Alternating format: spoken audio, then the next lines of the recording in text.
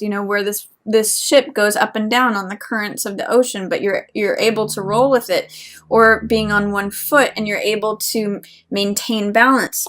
In the reverse position, it says there may be less access to that. It emphasizes the lower sides of the card, which is feeling off balance, feeling like you've got too many balls in the air, feeling like you're on one foot, that things are on shaky ground, that you're pulled to polar opposites. So it's telling me, Virgo, at the beginning of November, you're feeling a little bit off balance with something. And with Nine of Swords showing up in the reverse position too, it's saying that there may be a little bit of overthinking or worry.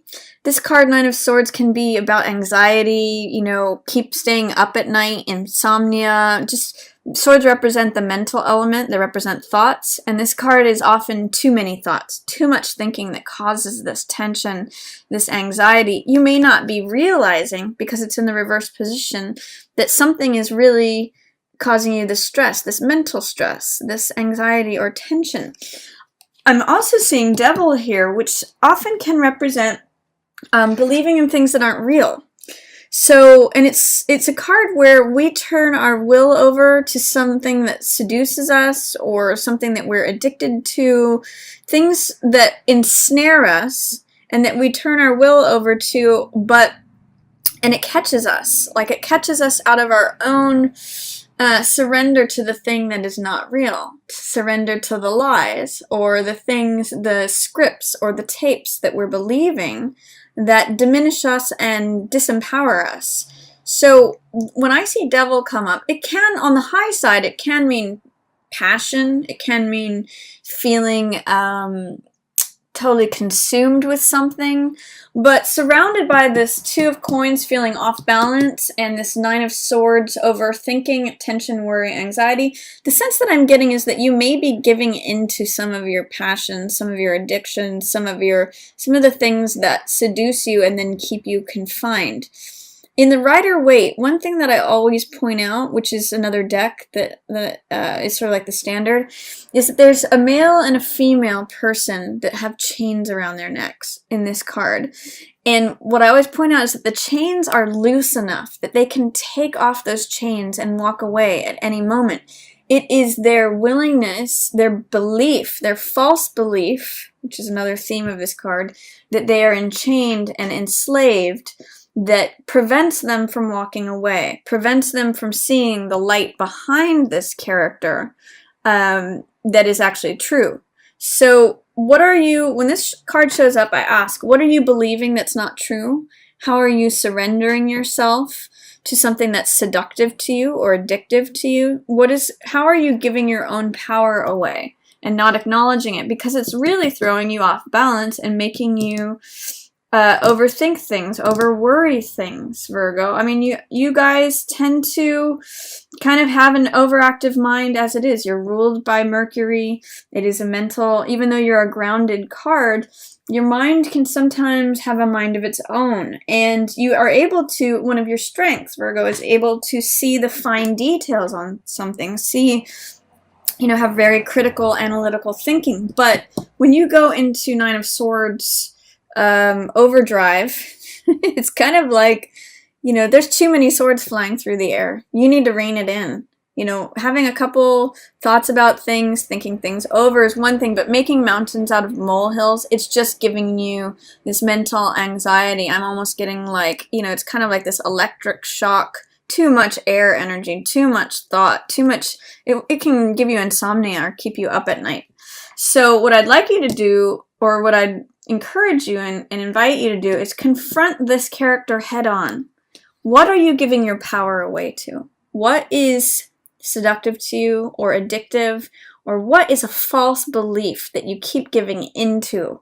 Look behind it, look past it, see if you can see the light that's behind it. Because if you're consumed with, this guy's got me, I always revert back to this, it always throws me off balance, it always trips me up. Try to re-examine that. Try to look past it. See what's the truth behind it, because it's keeping you ensnared and it may be keeping you up at night. So Virgo, break free. Seven of Coins in reverse. This is a card of patience. This is a card of reflection. consideration, assessment, considering whether what you're planting is yielding the fruit that you want it to. This is the Farmer card, and it's a card of someone who puts a lot of time into things, but maybe growing bored with how things are, or it's a time to assess. Do I want to continue harvesting this crop? Do I want to continue planting these types of seeds and continue getting these types of results? Am I happy with that? Or do I want to plant something different? Do I want to invest my time in something different? It's a real card of like resting while things ripen to consider and evaluate whether that's the continued direction you want to go in or not. It's also a card of patience. So you can see that these things are blooming, and often when and in the other deck, sometimes these look like grapes or grape fields, vineyards. And one of the themes of this card is that if you pick things too soon, they're not as sweet. So you have to take time to let things ripen, let things bloom, let things culminate.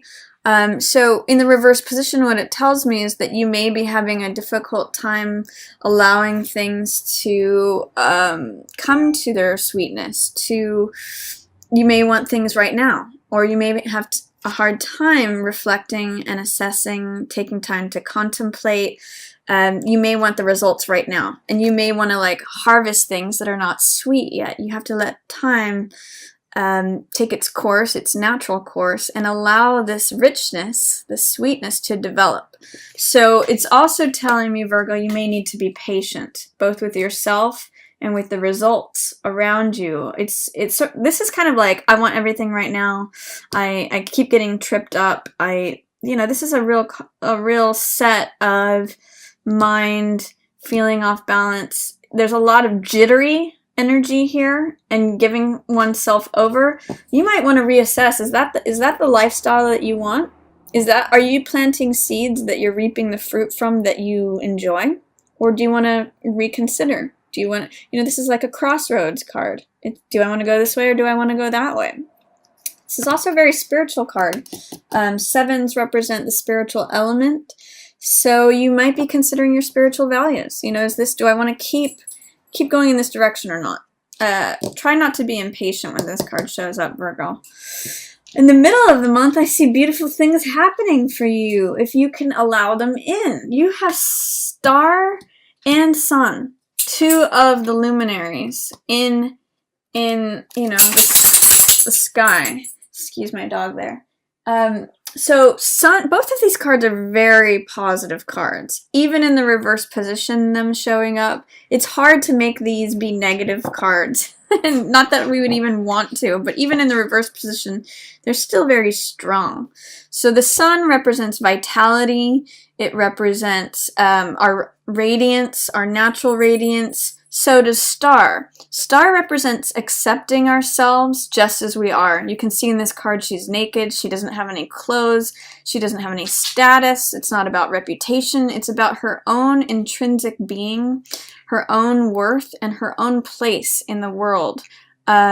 So you can see the natural elements here, the bird, the tree, the flower, the stars. They all have their own place in the world. They have their own value, and they have their own internal radiance like the star does just by being itself. And she recognizes this. She knows this. So this is a great card of hope.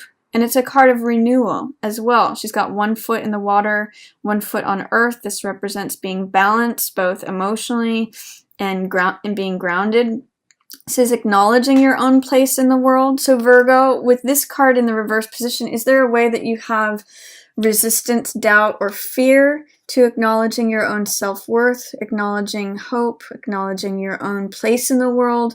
This is showing up for you, but in the reverse position, it's saying that you're having a hard time seeing it or accessing it or allowing it. There may be doubt or fear or some way of it being in shadow. Same with Sun. This card is a card about natural radiance, natural vitality. It's about integration of the self with the other, so balancing your male and female qualities. It's about what shines through once we accept ourselves just as we are. Are you allowing that, Virgo? Are you allowing your own natural radiant self not only in the gentle light of the night, but during the fiery sun, day of the sun. So this sort of says self-acceptance must come first before integration and radiance of the self, like the full self, comes through. This card is a card of joy, vitality, shining forth who you are. This is a card of kind of discovery of who you are, acceptance of who you are. This is when you radiate it out. So, and you can see there's themes here too of not only self-acceptance, but of coupledom. Sun and moon are probably the most natural, in natural relationship, or rather sun and moon. Sun and star are two beings that occupy the same space at different times of day, but in the same way. They're both actually there at the same time. We just see them at different points. But the point is that they both have their own natural place. They both shine this light out. So how are you resisting or not allowing your own light to shine? How are you doubting that? How are you holding that in check? It's here. It wants to be here, Virgo. It wants to, and it's almost like the antithesis of this. It's not turning yourself over to anything. It's not being seduced. It's not falling into addiction. It's not giving yourself away to something else or denial of the self. This is you getting to be you, first gently and then in a radiant, profound, vital way. How are you blocking that? Are you allowing that to come through? That's going to be a question for you mid-month. And it's also, look at how the themes of these cards, it's really funny. You've got Sun, Queen of Wands in reverse, and then Six of Wands. This is triumph, success, reputation. This is the person who comes in on the white horse, the rescuer, the guy who has, victory laurels and wreaths. He's the guy that everyone salutes and in some ways bows down to and says, you're the guy. This is Superman or Superwoman. This is the person who's in a place of achievement, victory, and triumph. What's blocking that, Virgo? I mean, look at the themes of these two cards. Look at the sunflowers. That's actually, for some reason, I do associate sunflower with Virgo because it is it is a plant from the end of summer. It's like the harvest. It's when it's this radiant thing. And we've got Queen of Rods, who is confident, who is bold, who is radiant, just like the sun. She's a fire card. So this is all about you shining forth yourself, Virgo. Sometimes, Queen of Rods can represent a fire sign like Leo, Aries, or Sagittarius. So it could be someone who is a fire sign or holds that archetype of Queen of Rods. But the real sense I'm getting for you, Virgo, is what is blocking your radiance? What are you holding back from the world? What are you not sharing? What are you feeling unconfident about? Or not shining forth your own light because it really wants to come out. This is you. Look at all these sunflowers. Middle of November, Virgo, if you can work on your self-acceptance, your hope, you're recognizing your own intrinsic value and your own place in the world, getting there with yourself first, and then radiating that out to the world. Showing up, being joyful, being you, getting to just shine like the sun, then that can lead you to more confidence, more just feeling at home in your own skin, feeling fiery, feeling vital, feeling like, I'm in control of my life. I have my own authority. I am this confident, bold, witty, attractive, intelligent person.